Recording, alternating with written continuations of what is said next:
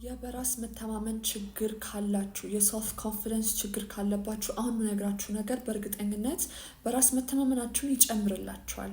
እኔ ልነግራችሁ የምፈልገው ነገር አሁን ፍርሃት ፊዚካል ብቻ ላይሆን ይችላል። ፍርሃት ከፎቅ መዝለል ወይም ደግሞ ብቻችሁን ማታ መውጣት ላይሆን ይችላል። ፍርሃት ይሄ ብቻ አይደለም። በጣም ብዙ ስነልቦናዊ የሆኑ ፍርሃቶች አሉና እነዚህ ፍርሃቶች አሳስረው ያስቀምጡናል። የምንፈልገውን ነገር ከማድረግ የሚያስቆሙን በጣም ብዙ ስነልቦናዊ ፍርሃቶች አሉና እነዚህን ሳይኮሎጂካል ፍርሃቶቻችሁን ለይታችሁ አውቃችሁ አንድ በአንድ መጋፈጥ መጀመር አለባችሁ። ይህንን ማድረግ ስትጀምሩ እመኑኝ በራስ መተማመናችሁ በጣም እየጨመረ ነው የሚሄደው። ስለዚህ በጣም ብዙ ሰው ሳይኮሎጂካል ፊርዝ አሉት። ለምሳሌ የማውራት ፍርሃት ያለው ሰው አለ። ሰዎች ዘንድ የመታየት የማውራት ትኩረት የማግኘት ፍርሃት ያለው ሰው አለ። የመሳሳት ፍርሃት ያለው ሰው አለ።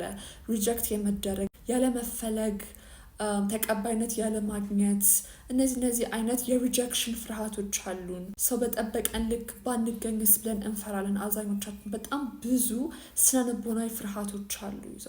ሰዎች ቢጠሉንስ ብለን እንፈራለን። ሰው እነዚህን ሁሉ የስነልቦና ፍርሃቶቻችሁን እየመረጣችሁ ወደ መጋፈጥ መግባት አለባችሁ። የህይወታችሁ ልምድ ልታደርጉት ይገባል። ያኔ እመኑኝ ምንም አይነት በራስ መተማመን ችግር አይኖራችሁ። ምክንያቱም በራስ መተማመናችሁ የጠፋው በፍርሃት ታግታችሁ ስላላችሁ ነው። ጤና ይስጥልኝ። ውብአለም ሜንቶር ነኝ። በሳይኮሎጂና በፍልስፍና ጥናት ያለኝ ሲሆን አሁን ላይ በግል ዌብሳይቴ webclass.com የሜንቶርሺፕ ፕሮግራም እየሰጠው ነው።